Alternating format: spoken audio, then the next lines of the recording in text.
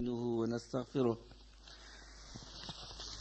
ونعوذ بالله من شرور أنفسنا ومن سيئات أعمالنا من يهده الله فلا مضل له ومن يضلل فلا هادي له وأشهد أن لا إله إلا الله وحده لا شريك له وأشهد أن محمدا عبده ورسوله أما بعد فإن أصدق الحديث كتاب الله تعالى وخير الهدي هدي محمد صلى الله عليه وسلم وشر الأمور محدثاتها وكل محدثة بدعة وكل بدعة ضلالة وكل ضلالة في النار. Donc la dernière fois on a parlé de l'unicité de la connaissance d'Allah et on a parlé des preuves dans le Coran et on a dit aussi une chose, c'est que Allah il utilise différents raisonnements. Et la dernière chose qu'on a dite, on a évoqué les versets de Surat Al-An'am, où Allah il parle de la seigneurie, où il parle de quelque chose de concret, et après il a dit si c'est moi qui a fondu la graine, si c'est moi qui a fondu l'aube, si c'est moi qui a fait de la nuit une phase de repos, etc., si c'est moi qui est le créateur des cieux et la terre, donc c'est moi que vous devez adorer. Donc l'unicité de la seigneurie, de la création et de la royauté et de la gérance implique directement l'unicité de l'uluhiyya, ça veut dire l'unicité de l'adoration. Et ça, on en a parlé. Donc le cheikh rahimahullah, il a dit Rabbi Allah alladhi rabbani wa rabba jami' al-alamin bi ni'amihi wa huwa ma'budi. Donc c'est mon Rabb. Rabb, on a parlé, on a expliqué ce que ça veut dire. Bon, entre parenthèses, Seigneur, qui m'a créé et éduqué. Et à la fin, il dit, il est mon adoré et je n'adore personne d'autre que lui. Je n'adore personne d'autre que lui. Puisque c'est lui qui m'a créé, c'est lui qui m'a éduqué, c'est lui qui m'a prodigué tous les bienfaits. Donc c'est lui qui mérite que je l'adore. Et Cheikh rahimahullah, il a donné la preuve, le dalil, il a dit voici l'évidence divine d'Allah dans le Saint-Coran. Il a dit Alhamdulillahi Rabbil Alamin. Louange à Allah, Seigneur des mondes. Donc ça c'est ça, la preuve. La preuve du premier principe, de la connaissance d'Allah. Donc Alhamdulillahi Rabbil Alamin. Alhamd, c'est quoi Alhamd? Alhamd, c'est Hamida Fulanan. Hamida, ça veut dire couvrir d'éloges. D'accord? Couvrir d'éloges, mais en même temps décrire son bon caractère, de parler surtout de sa moralité, de son bon caractère. Et le madh, c'est décrire l'extérieur de la personne. Donc madaha, on dit madaha, c'est décrire l'extérieur, la beauté de la personne, qu'il est charmant, qu'il est beau, etc. Mais hamida, ça veut dire qu'il a une bonne moralité, qu'il a un bon comportement, qu'il est courageux, qu'il est sincère. C'est ça le hamd. Et le hamdulillah, ça veut dire couvrir d'éloges Allah subhanahu wa ta'ala. Pourquoi? Par les bienfaits qu'il nous a prodigués. Et on complimente Allah subhanahu wa ta'ala, le couvre d'éloges dans n'importe quelle situation, dans la situation d'aisance et la situation d'adversité, ou dans la situation où on est malade, on fait le hamd. D'accord? On fait le hamd, alhamdulillah. Donc, on le loue, subhanahu wa ta'ala, parce que il mérite les plus grandes louanges, il mérite le plus grand hamd, et par les bienfaits qu'il nous a prodigués. D'accord? Et shukr, on dit le hamd et shukr. Et shukr, c'est le couvrir d'éloges Allah subhanahu wa ta'ala par suite d'un bienfait qu'il nous a prodigué. C'est en échange d'un bienfait qu'il nous a donné. On dit shukr seulement quand Allah nous couvre d'un bienfait. D'accord? Quand il nous fait sortir d'une situation critique ou quand il nous guérit, on fait shukr. c'est en échange d'un bienfait. Et le hamd, c'est dans toutes les situations, soit dans la situation d'aisance ou dans la situation de maladie. Donc, c'est ça la différence entre le hamd et le shukr. Et le hamd, la louange, il est par la parole et l'acte. Il est par la parole et le cœur. Le hamd, on le fait par la parole et par le cœur. On prononce Alhamdulillah et on a la conviction qu'Allah mérite toutes les louanges parce qu'il est de toute perfection. Donc ça c'est le hamd. Et shukr, c'est comme la reconnaissance. La traduction de shukr, c'est reconnaissance. Shukr, c'est par la parole, par la conviction et par les actes. D'accord? Donc shukr, le remerciement, la reconnaissance, c'est par les trois. Par la parole, par le cœur et par les actes extérieurs, par les actes du corps. I'malu ala Daouda shukra. Œuvrer aux familles de Daoud ou aux familles de Daoud, œuvrer par shukr. Œuvrer par shukr. Et on dit sujoud shukr, prosternation de shukr. C'est un acte du cœur, un acte du corps. D'accord? On se prosterne et c'est un acte. D'accord? Donc le shukr, il regroupe l'acte extérieur, l'acte intérieur qui est la conviction, l'a'tiqad et la parole. On dit shukr. Ashkuruka ya Rab. Et le hamd, il se fait juste par la parole et le cœur, la conviction du cœur. Donc ça, alhamdulillah,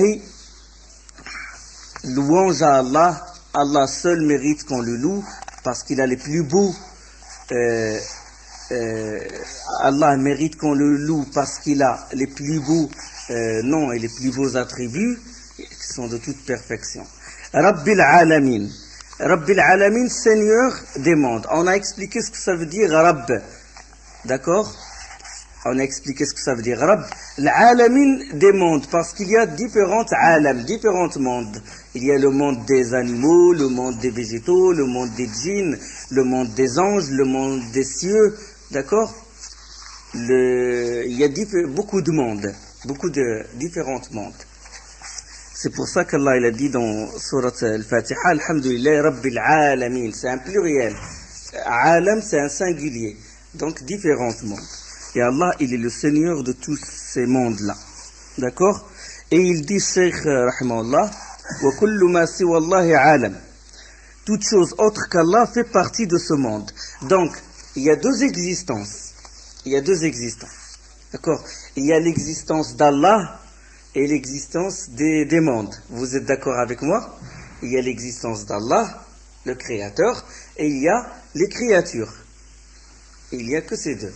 Le Créateur et les créatures. Vous êtes d'accord avec moi? Donc, toute autre chose qu'Allah fait partie de ce monde. Comme a dit Cheikh Rahimahullah. Wa kullu ma siwa Allahi alam. Toute autre chose qu'Allah fait partie de ce monde, fait partie de ces mondes-là, fait partie de la deuxième existence, c'est les créatures. D'accord? Donc deux existences séparées. Et Allah, il est où? Il est à l'intérieur de l'existence de ce monde-là qui est créé. Il est à l'intérieur de ce monde? Non. Il est à l'intérieur, il est à l'extérieur. On peut dire extérieur, on peut dire Allah kharij al-alam. On peut dire extérieur. Oui, on peut dire extérieur. Dans Aqidat al-Sunnah al-Jama'a, on peut dire Allah, il est à l'extérieur. Et il n'est pas à l'intérieur de ce monde. D'accord? Parce que certains égarés, certains insensés, ils ont confondu le Créateur avec la créature. Tu dis où est Dieu? Il te dit il est partout. Il a confondu les deux existences. Dans ce cas, on va adorer les arbres, on adore les montagnes. Celui qui adore Hubal, il a raison dans ce cas-là. Et celui qui adore Lat ou l'Uzza, et celui qui adore une créature, ceux qui ont adoré Pharaon. Et ça a mené vers ce genre de croyance. On voit dans des livres d'islam que Pharaon, il est musulman et il tord le texte de Allah l'afia. C'est les adeptes, ce qu'on appelle les adeptes du monisme. Ils croient que la créature et le créateur forment une seule entité. Na'oudhu billah min hadha al-kalam.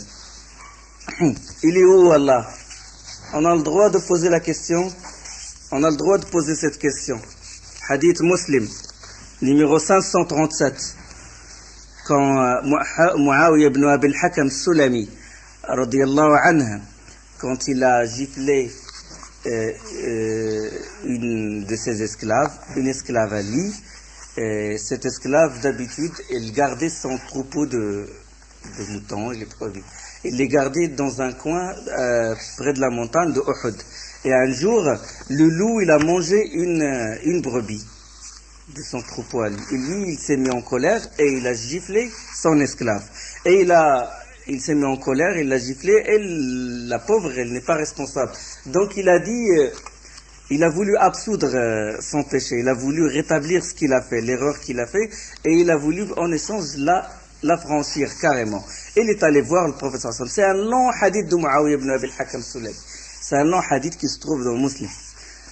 Il est allé voir le prophète sallallahu alayhi wa sallam, il lui dit, voilà ce que j'ai fait, et j'ai voulu affranchir mon esclave. Et aussi, le prophète sallallahu alayhi wa sallam, pour que Muawiyah libère cette esclave, il faut qu'elle soit croyante. Et le prophète sallallahu alayhi wa sallam a demandé à Muawiyah ibn Abi al-Hakam Sulami de ramener cette fille-là. Et il l'a ramenée. Et le prophète sallallahu alayhi wa sallam, pour la tester, est-ce qu'elle est croyante ou non croyante, il lui a dit, qui suis-je? Man ana? Qalat anta Rasulullah. Il a dit, toi tu es l'envoyé d'Allah. Et il a dit, Aïn Allah? Il a dit, lui, le prophète sallallahu alayhi wa sallam, il a dit, Aïn Allah? Où est Allah? Le prophète sallallahu alayhi wa sallam qui pose la question. Où est Allah? Il a dit, Fis sama.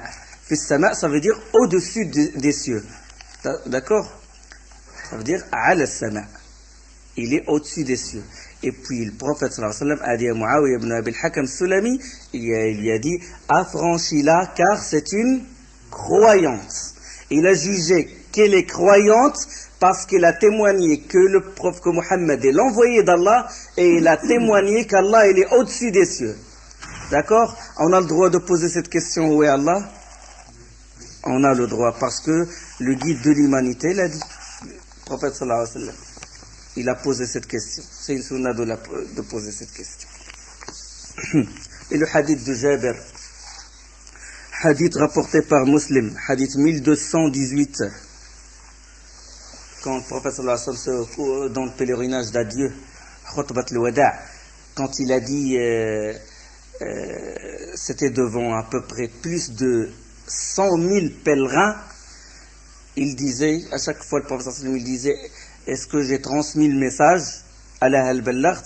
Et les compagnons, ils répondent, oui, tu as transmis le message. Et à chaque fois, le prophète sallallahu alayhi wa sallam lève le doigt vers le ciel et il dit, Allahumma fashad, oh Allah, sois témoin. Et les preuves sont très nombreuses. De toute façon, on a une petite risala là-dessus, sur tous les témoignages des compagnons, les 4 califes bien guidés et les 4 imams. L'imam Abu Hanifa, l'imam Malik, le Shafi'i et l'imam Ahmed, tous avec qui témoignent qu'Allah il est au-dessus des cieux. De toute façon, même en nous-mêmes, dans notre fitra, la personne, à chaque fois qu'il évoque Allah subhanahu wa ta'ala, intérieurement, il est poussé vers le haut. Intérieurement. Et au cours d'un débat qui a eu lieu entre Abu al-Ma'al al-Juwayni et Ash'arit, les gens qui ont perdu leur Dieu, quoi, ils ont dit qu'il n'est pas au-dessus, il n'est pas en bas, il n'est pas à droite, il n'est pas à gauche, il n'est pas à l'intérieur du monde, il n'est pas à l'extérieur. Ils l'ont perdu, ces gens-là. Il a débattu il a débattu avec un grand savant, avec le Hamadani, un savant des gens de la Sunna. Et il commence à discuter avec lui sur l'istiwa, il a dit istawa, ça veut dire dominer, etc. Et puis le Hamadani, il dit, ne me parle pas de ça. Ne me parle pas de ça, c'est venu par l'information. C'est Allah qui nous a informés de ça. Et si Allah ne nous a pas informés, on va pas avoir la connaissance de la chose. C'est par l'information qui est venue du ciel. Mais maintenant, dis-moi, comment tu expliques le fait que chaque personne qui évoque Allah, il est poussé intérieurement à lever les yeux vers le haut. Et Abu al-Ma'al al-Juwayni commence à frapper sa tête comme ça, il dit, ça y est, il m'a battu le Hamadani, Donc ça, c'est clair. Il est à l'extérieur, il est au-dessus du trône, au-dessus des cieux, comme il veut, subhanahu wa ta'ala. Comme il l'a dit dans le Coran, Amintum man fis sama, dans Surat al-Mulk, étiez-vous à l'abri de celui qui est au ciel, il est au-dessus des cieux. Et Ibn Abbas, dans l'explication de ce verset, il dit, celui qui est fis sama au ciel, c'est Allah subhanahu wa ta'ala. Donc, ça c'est clair. Et il dit, Cheikh rahimahullah, chaque mot qu'il dit, il a une signification. Wa kullu ma siwa Allahi alam. Il ne dit pas ça comme ça de sa tête, il l'a dit pour répondre en même temps aux soufis, ceux qui, les adeptes du monisme, où ils disent qu'Allah il est partout, où ils disent Allah il est dans les cœurs des musulmans. Son amour est dans les cœurs, pas lui-même.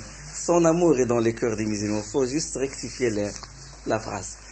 Et ceux qui ont confondu le créateur avec la créature, il veut répondre par ce terme-là. Wa kullu ma siwa Allah alam. Et toute autre chose qu'Allah fait partie de ce monde. Toute autre chose en dehors d'Allah fait partie de ce monde. Rien, simple phrase, mais il répond aux adeptes du monisme qui croient qu'il invoque Allah et dit Ya mawjoud fi kulli wujud. Oh, toi qui existes dans tout l'univers, toi qui existes dans toute l'existence, c'est un faux dua. Et pour répondre aussi aux négationnistes qui nient qu'Allah il est au-dessus du trône, les négationnistes qui ont perdu leur Dieu. Ils disent qu'il n'est pas au-dessus, il n'est pas en bas, il n'est pas à gauche, il n'est pas à droite, il n'est pas à l'extérieur, il n'est pas à l'intérieur. Donc rien qu'avec cette phrase, il répond à certains sectes égarés. Et il dit, rahimahullah, wa ana wahidun min hadha al-alam. Ana wahidun min hadha al-alam. Et moi, je suis un individu qui fait partie de ce monde. D'accord? Qui fait partie de ce monde qui est créé. Moi, je fais partie de ce monde qui est créé. Donc, si je fais partie de ce monde, ça veut dire, je suis de ceux qu'Allah leur a prodigué ses bienfaits. Je suis de ceux qu'Allah a éduqués. Je suis de ceux qu'Allah a assujettis la terre, la mer, les rivières pour moi. D'accord? Donc, je suis un individu et je fais partie de ce alam. La suite, Cheikh Rahimahullah, il dit فَإِذَا قِيلَ لَكَ بِمَا عَرَفْتَ رَبَّكَ فَقُلْ بِآيَاتِهِ ومخلوقاته ومن آياته الليل والنهار والشمس والقمر ومن مخلوقاته السماوات السبع والأرضون السبع ومن فيهن وما بينهما. Si l'on vous demandait comment avez-vous reconnu votre Seigneur, d'accord, toujours sous forme de question pour bien éclaircir. Toujours il fait son style sous forme de question. Si l'on vous demandait comment avez-vous reconnu votre Seigneur, vous répondriez par ces indices évidents et prodigieux et par ses créatures. D'accord? Et parmi ces indices et merveilles, la nuit et le jour, le soleil et la lune, et parmi ces créatures, les cieux et la terre, ceux qui les habitent et tout ce qui existe entre le ciel et la terre. D'accord? Donc, comment j'ai reconnu mon Seigneur? Je réponds par ces indices. Et on distingue deux sortes d'indices. D'accord? Donc, deux sortes d'indices. Et il y a les indices créés et il y a les indices religieux qui se manifestent par la parole d'Allah.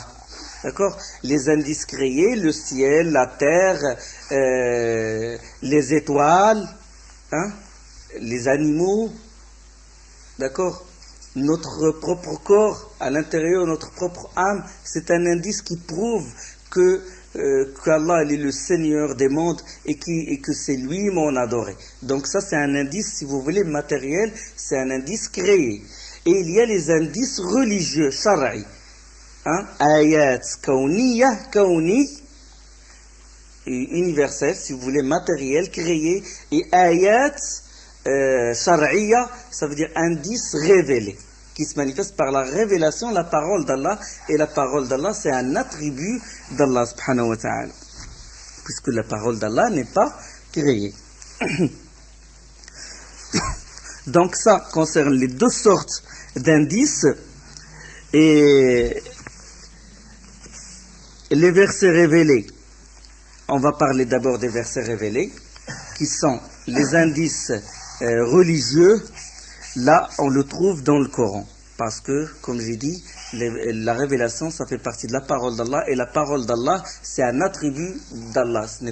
Elle n'est pas créée comme dans le hadith, le dua. Quand on dit « A'udhu bi kalimatillahi tammat min sharri ma khalaq ». Je me réfugie dans les paroles intégrales d'Allah contre le mal qu'il a créé. Et il est évident qu'on ne se réfugie qu'auprès d'Allah. Et l'un de ses attributs, on dit je me réfugie auprès du Rahman, du miséricordieux. Parce que c'est un nom d'Allah. Auprès du Rahim, parce que c'est un attribut d'Allah. Et auprès des paroles d'Allah, parce que c'est des attributs d'Allah, parce qu'on ne se réfugie pas auprès d'une créature. Le fait de se réfugier auprès d'une créature, c'est une association. D'accord? Donc la parole d'Allah, c'est un attribut d'Allah subhanahu wa ta'ala, puisque le Coran n'est pas créé. D'accord? Le Coran n'est pas créé, c'est la parole d'Allah subhanahu wa ta'ala. Ça fait partie de l'ordre. Ala lahul khalqu wal amr. Le commandement et la création appartiennent à Allah, comme il a dit dans Surat Al-A'raf. Donc il a fait la différence entre le commandement qui se manifeste par les versets, d'accord, commandement religieux, et la création, qui est l'univers. Le Coran, c'est la parole d'Allah, il n'est pas créé.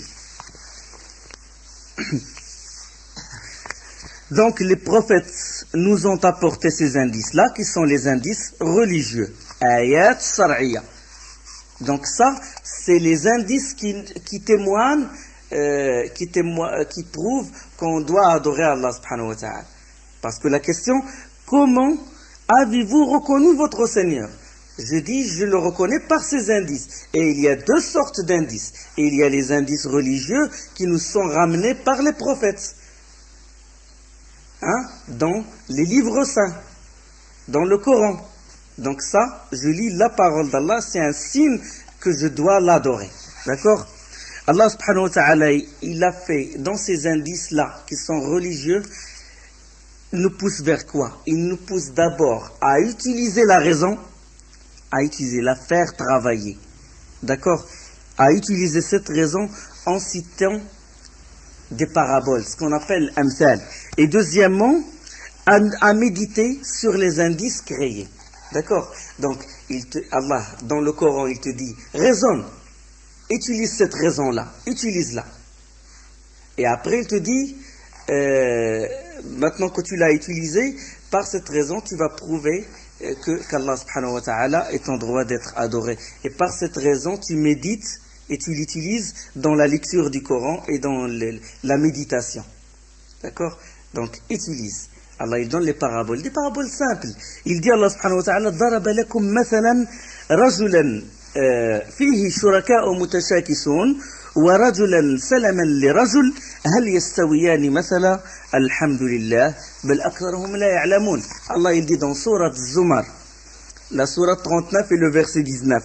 Allah a cité comme parabole un homme appartenant à des associés, se querellant à son sujet, et un homme appartenant à un seul homme. Sont-ils égaux? Sont-ils égaux en exemple? Louange à Allah. Mais la plupart d'entre eux ne savent pas. D'accord? Donc, parabole, il touche la raison. Il donne un exemple, il dit, écoute, quelqu'un a plusieurs patrons. Il a plusieurs patrons. Chacun lui demande de faire quelque chose. Chacun lui demande, il lui donne pour qu'il lui fasse des commissions. Le premier patron, il lui dit à 3 heures, il faut que tu sois chez moi. Le deuxième, il lui dit à 3 heures, il faut que tu sois dans telle région. Le troisième, il dit à 3 heures, il faut que tu sois... Donc il va être le pauvre, il va être perturbé. Il a plusieurs patrons. De même, la personne, s'il a plusieurs divinités. D'accord? Il va être toujours tourmenté, il va être toujours... Quelle croyance adopter? Hein? Aujourd'hui, il est communiste, le lendemain, il va être bouddhiste, le surlendemain, il va prendre peut-être il va prendre une secte témoin de Jéhovah, et chaque fois, perturber le pauvre. فيه شركاء ضرب الله مثلا رجلا فيه شركاء متشاكسون. Il a plusieurs patrons, il appartient à des associés qui se querellent à son sujet. Donc c'est ça l'associateur, plusieurs divinités. Et puis je donne un autre exemple, ça c'est pour l'occidental. L'exemple, celui de ceux qui sont au bled. Il va invoquer une tombe, il va dire au wali, donne-moi des enfants. Il va souffrir, donne-moi des enfants plusieurs mois et sans résultat. Il va voir l'autre divinité, l'autre patron. Il va l'invoquer. Peut-être que celui-là, il est bien pour les enfants. L'autre, c'est pour le travail. Et comme ça. Et on a des idoles au bled, on a des tombes. Chaque tombe, elle est réservée à une chose. Cette divinité, elle est spécialiste dans la progéniture. Cette divinité, c'est dans les maladies. Et même les maladies, c'est comme chez les médecins. Chaque divinité, elle est spécialiste pour il y a une divinité spécialiste pour sortir les djinns, là. Allez au Maroc et vous allez voir. En Algérie, en Tunisie, vous allez voir là. Allah l'afiyah. Donc ça, c'est une parabole simple. Allah a cité comme parabole un homme appartenant à des associés, se querellant à son sujet. Et un homme appartenant à un seul homme. وَرَجُلٌ سَلَمًا لِرَجُلٍ. Un homme conforme à un seul homme. هل يستويان مثلا. Sont-ils égaux en exemple? Répondez-moi. Sont-ils égaux en exemple? La réponse n'est pas évoquée dans le verset. Sont-ils? Ils ne sont pas égaux. Allah, il a posé la question comme quoi la réponse, elle est connue. Il dit, utilise cette raison. Utilise-la. Sont-ils égaux? Point d'interrogation. Louange à Allah. T'as répondu. Toi qui raisonnes. Louange à Allah. Mais la plupart d'entre eux ne savent pas. Hein? La ya'lamoun. Il a dit la ya'lamoun. Il n'a pas dit la yashkurun. Il n'a pas dit un autre verbe. Il a utilisé le verbe savoir. La ya'lamoun. Hein? Donc il faut utiliser cette raison. Les gens de l'enfer, dans Sourate Tabarak, وَقَالُوا لَوْ كُنَّا نَسْمَعُ أَوْ نَعْقِلُ مَا كُنَّا فِي أَصْحَابِ السَّعِيرِ. Si nous avions entendu, et sama', quand on parle de sama', c'est le Coran. La révélation avec les deux sortes de révélation, qui est le Coran et la sunna, puisque la sunna, quand je dis la sunna, c'est les paroles et les actes du prophète sallallahu alayhi wa sallam, et les confirmations, et quand il sourit, quand il se met en colère, et tout ça, ça fait partie de la révélation. D'accord? Le Coran et la sunna, ça fait partie de la révélation. Si nous avions entendu, law kunna nasma'u, ça veut dire entendu la révélation, aw na'qilu, et raisonner. Donc, les deux choses, nous ne ferions pas partie des gens de l'enfer, de Sa'ir. Donc il y a les deux choses. Et en général, quand il trouve un jeune tombé dans une secte, c'est parce qu'il a jeté sa raison, il l'a piétiné par terre. Imitation aveugle. Donc on doit utiliser cette raison et méditer. أَفَلَا يَتَدَبَّرُونَ الْقُرْآنَ. Ne médite pas sur le Coran. Donc utilisez cette raison et méditez sur les indices, sur les versets du Coran, et méditer sur les indices universels, l'ayat al-kawniya. Donc à regarder et à contempler. Allah subhanahu wa ta'ala, une des preuves que Allah, ce qu'il nous dit, il nous exhorte à méditer sur les versets coraniques et à méditer sur les signes qui sont créés universels. Il dit subhanahu wa ta'ala dans sourate Qaf, أَفَلَمْ يَنْظُرُوا إِلَى السَّمَاءِ كَيْفَ بَنَيْنَاهَا وَزَيَّنَّاهَا وَمَا لَهَا مِنْ فُرُوجٍ. Ne regarde-t-il donc pas le ciel au-dessus d'eux comme nous l'avons bâti et paré sans la moindre faille. وَالْأَرْضَ مَدَدْنَاهَا وَأَلْقَيْنَا فِيهَا رَوَاسِيَ وَأَنْبَتْنَا فِيهَا مِنْ كُلِّ زَوْجٍ بَهِيجٍ.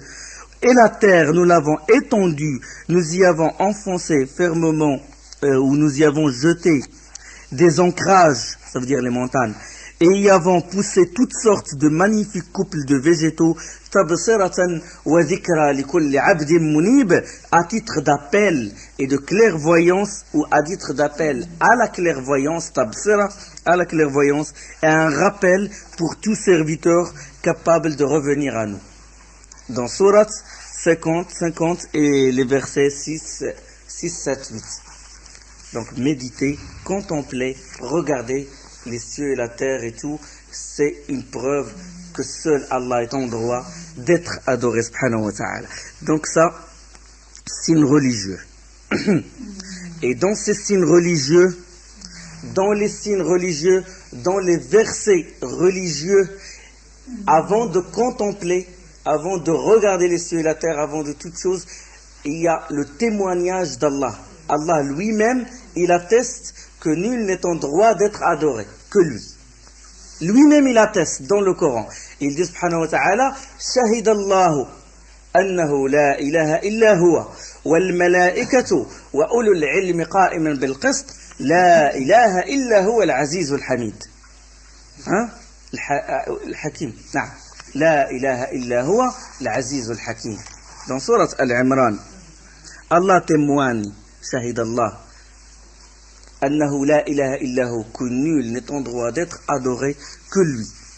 Hein? Comme en témoignent aussi les anges, ou el malaika, et les doués de science. Donc il a relié les anges avec les doués de science, le mérite des savants.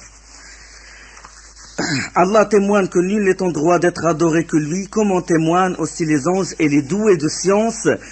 Et c'est là, de sa part, accomplir l'équité. Nul n'est en droit d'être adoré que lui, le puissant, le sage. La ilaha illa huwa, l'aziz al-hakim. Dans Surat Al-Imran, Surat 3, verset 18.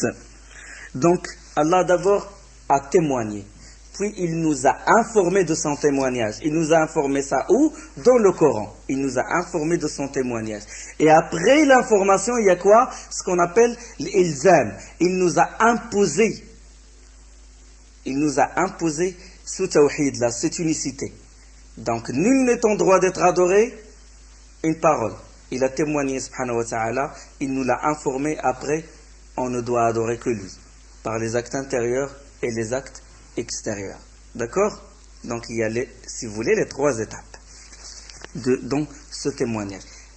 Témoigner, il a révélé ça, il nous a informé et il nous a imposé. Fa'budu, u'budullah, adorez-le donc. Donc ça, parlons des indices révélés.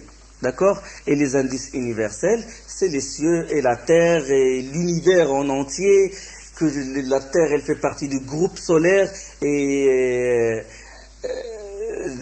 ou système solaire, si vous voulez, et il y a des millions de systèmes solaires, et des millions et des millions de systèmes solaires, ils forment des galaxies, et etc. Et l'ensemble des galaxies, ils forment une voie, la voie lactée, c'est ça, dont fait partie notre galaxie. Et il y a d'autres voies aussi, d'autres voies, ensemble d'étoiles et de planètes qui ne forment que l'embellissement du ciel le plus bas, parce que ce n'est pas le ciel le plus bas, ce n'est qu'un embellissement. On a embelli le ciel le plus bas. Le ciel le plus bas, on l'a juste embelli. On l'a embelli par les masabih, par les étoiles, qui sont les étoiles. Les masbah, qui sont les étoiles. Donc, tout cet univers, tous ces groupes, ces systèmes solaires, ces voies et ces galaxies ne forment que l'embellissement du ciel le plus bas. Alors, qu'en est-il du ciel le plus bas? Qu'en est-il du ciel le plus bas? Il est plus grand que ces voies-là. Qu'en est-il du deuxième ciel qui est plus grande que le premier ciel? Qu'en est-il du troisième? Qu'en est-il du quatrième? Qu'en est-il du septième ciel? Qu'en est-il du kursi? Alors que les cieux et la terre et tout ça ne sont qu'un anneau de fer jeté dans un désert. Donc ça c'est le kursi. Qu'en est-il du kursi par rapport au trône? Alors que le trône par rapport au kursi, alors que le kursi, le siège, par rapport au trône n'est qu'un anneau de fer jeté dans un désert. Qu'en est-il d'Allah subhanahu wa ta'ala? Donc ça c'est les signes universels. Et Allah nous parle, nous dit il faut méditer sur ça. Et tout ça prouve que nul n'est en droit d'être adoré que lui subhanahu wa ta'ala. Sauf il y a une seule chose que je dois signaler, c'est que d'abord dans l'éducation de l'enfant, on ne lui dit pas que tu dois chercher la vérité, que tu dois commencer par le doute, comme le disent certains soufis et certains philosophes. Et parce que quand on exhorte quelqu'un, quand on lui donne les preuves de l'existence d'Allah, et ça c'est dans le cœur de n'importe qui, et qu'il doit être adoré, on doit commencer d'abord par le Coran. On lui donne le verset du Coran.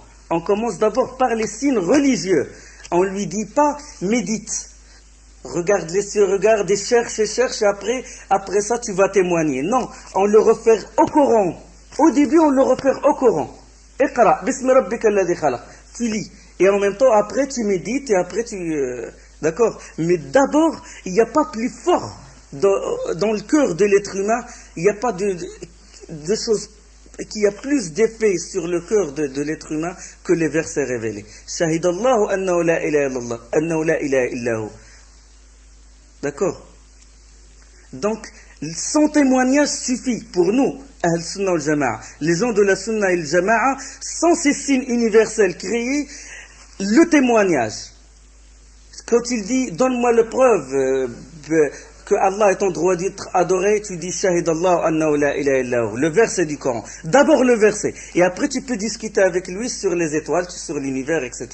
Et donc c'est ça la façon, la méthode de Ahl-Sunnah al-Jama'a. Les autres, qu'est-ce qu'ils disent?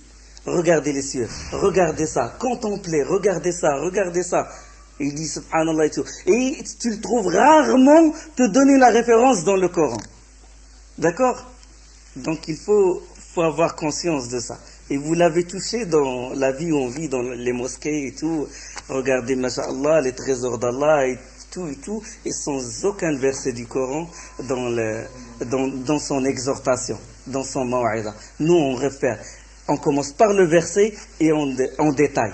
Et on parle des signes universels créés, etc. C'est ça la méthode de Ahl-Sunnah wal-Jama'a. Et dans l'éducation de l'enfant, c'est comme ça. Tu ne vas pas attendre qu'il va marcher sur ses pieds, tu vas lui dire voilà, tu vas regarder le ciel, tu vas regarder ça, tu vas regarder Allah les a créés. Non, tu lui dis dis la ilaha illallah. D'accord? Tu l'éduques à ça. Parce que la ilaha, ça va avoir un effet. Rien qu'il la prononce, sans qu'il comprenne, même s'il est petit, ça va avoir un effet sur son cœur.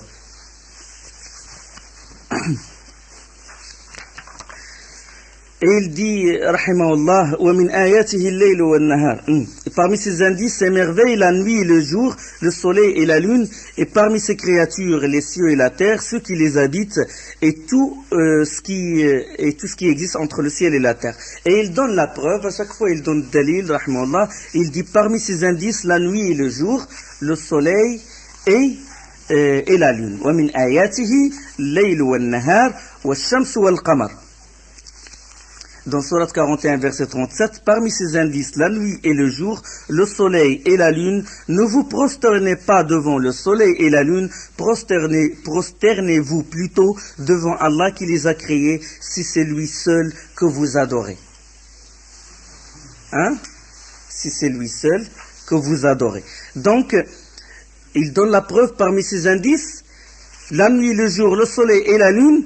Et après Allah directement il dit ne vous prosternez pas devant ces choses-là, que la grandeur de ces choses-là, de ces créatures ne vous pousse pas à vous prosterner devant elles. La grandeur de ces choses-là. D'accord? Donc, mais prosternez-vous plutôt devant le créateur de ces étoiles et tout. Donc la grandeur de ces choses-là ne vous pousse pas à les vénérer comme on vénère Allah. Ou ne vous pousse pas à dire que ces étoiles ont un effet sur mon avenir.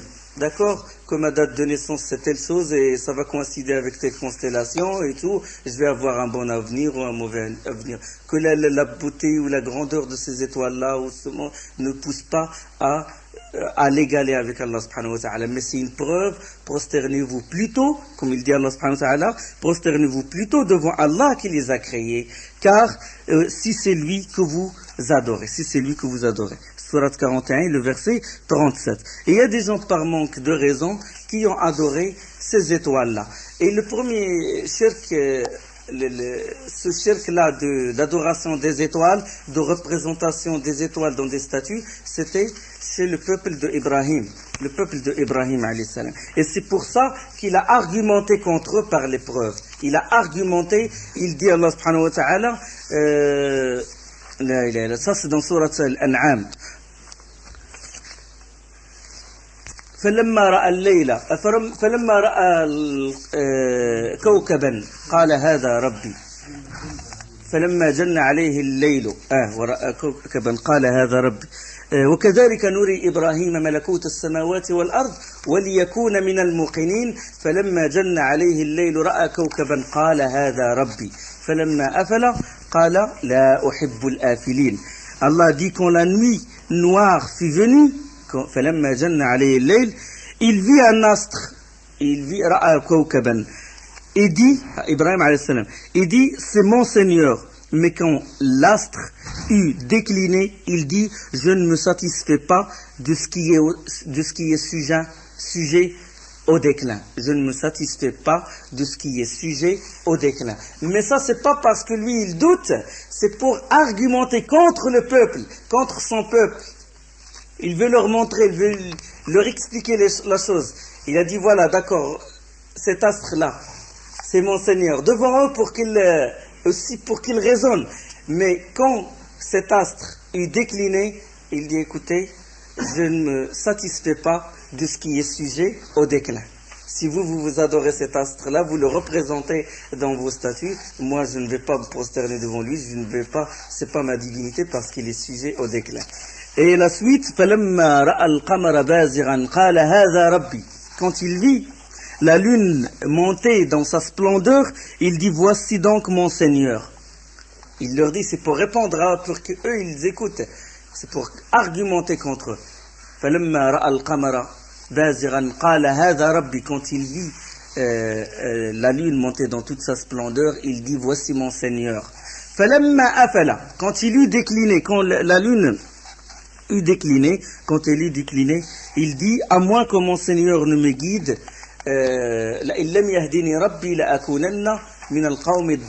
à moins que mon Seigneur ne me guide, je ferai partie des gens égarés. D'accord? Donc il vit la lune aussi déclinée. Il dit je ne vais pas adorer cette lune-là. Et quand il vit le soleil, quand il vit le soleil monter dans sa splendeur, il dit voici enfin mon Seigneur, c'est le plus grand, puisque le soleil est plus grand que la lune. Et quand le voyant décliné,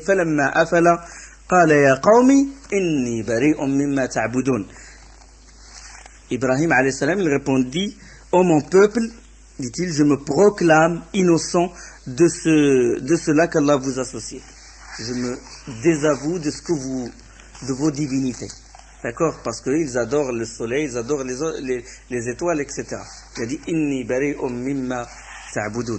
Inni wajjahtu wajhiya lilladhi fatara as-samawati wal arda hanifan wa ma ana min al-mushrikin. Et quand je tourne mon visage exclusivement vers celui qui a créé les cieux et la terre, Hanif, et je ne suis point de ceux qui lui donnent des associés. Ça c'est dans Surat Al-An'am, Surat 6, c'est les versets 76 jusqu'au 79. Donc ça, il a argumenté contre son peuple. Donc le peuple de Ibrahim, c'est lui qui a adoré ces créatures-là, les étoiles, etc. Et il dit, Cheikh Rahimahullah, une autre évidence. Il a dit, voici une autre évidence d'Allah dans le Saint-Coran. Une autre preuve dans le Coran, il dit Allah subhanahu wa ta'ala, oui, votre Seigneur, inna rabbakum Allahu alladhi khalaqa as-samawati wal arda fi sittati ayyamin thumma istawa 'ala al-'arsh yughshi al-layla an-nahar yatlubuhu hasitha. Allah il dit, oui, votre Seigneur, c'est Allah qui a créé les cieux et la terre en 6 jours. Puis il s'est puis istawa ala, le trône, on va expliquer ce que ça veut dire. Il fait que la nuit excitée à poursuivre le jour le couvre, et le soleil et la lune et les étoiles sont sujets à ses ordres. N'est-ce pas à lui seul qu'appartient la création et le commandement? Béni soit Allah, Seigneur de tous les mondes.